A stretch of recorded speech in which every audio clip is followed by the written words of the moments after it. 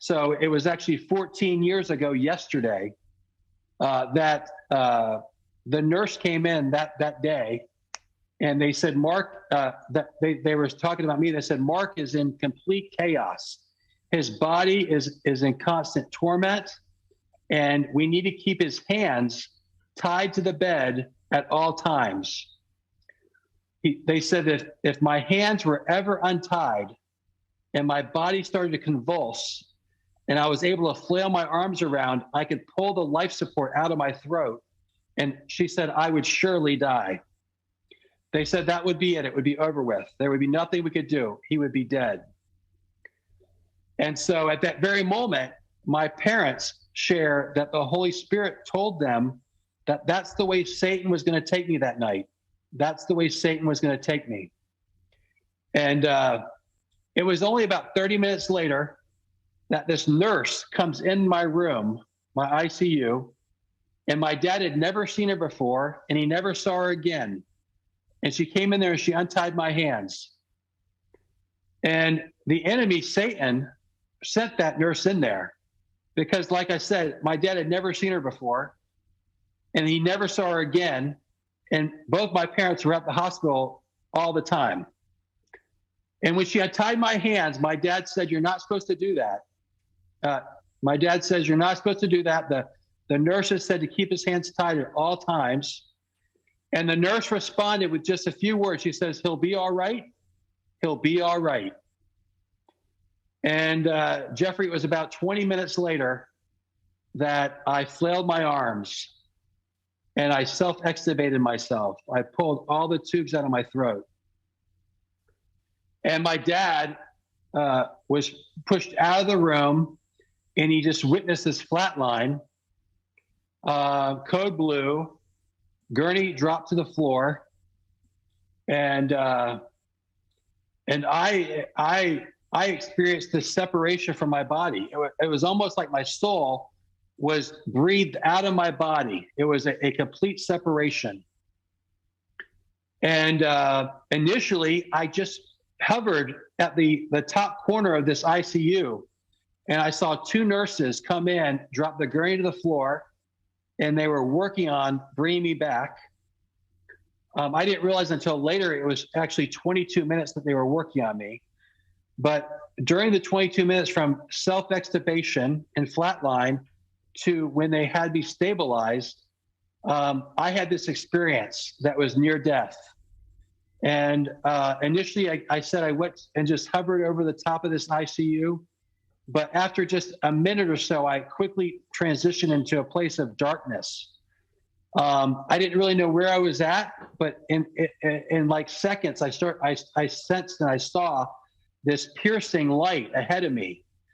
And I started moving towards this light. And as I was moving towards the light, I started seeing different scenes of my past. It was almost like I was in almost like in a movie, how the film clips were just going by very quickly, but it was just moving through my past. And I really started seeing really in depth different areas of my life where I was separated from God while I was on earth. You know, and all the ways I was acting out, and all the ways that I was carousing with drinking and doing drugs, and all that area of my life, I started seeing those different scenes just pop up when I was in this space. And then immediately I transitioned into complete darkness. I could not see nothing. Nothing was around me. But I started hearing these screaming and these cries for help, starting echoing all around me, different voices screaming out, help me, help me, help me, all around me. Everyone's screaming for help. And at that very moment, my own body started getting physical attacks, like punches and pulls to my body. I was getting physical blows to my head.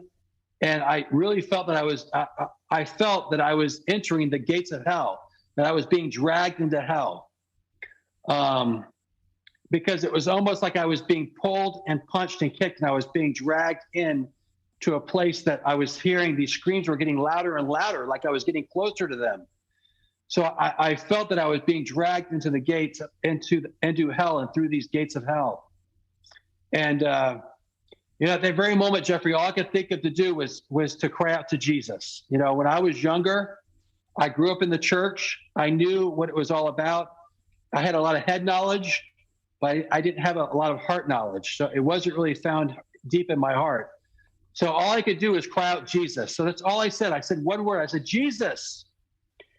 And immediately after that, Jeffrey, all I heard him say was, I'm here. And he said, I'm here. And in that very instant, my soul went back into my physical body. And I saw with my own eyes, this is when my eyes sort of saw things.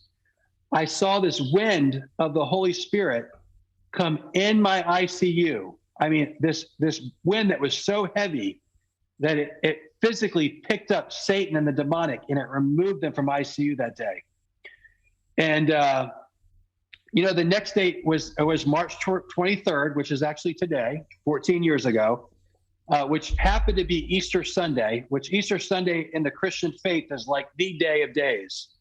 It's like the day to celebrate the resurrection of Jesus on Easter Sunday. So for this experience to culminate and take place on that day, when I physically saw this wind come in and remove everything dark from me, it was an amazing miracle. And so on that day, March 23rd, my body started to physically heal very quickly.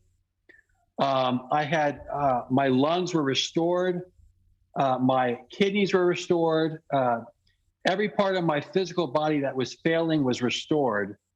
And I was able to start walking again and talking again.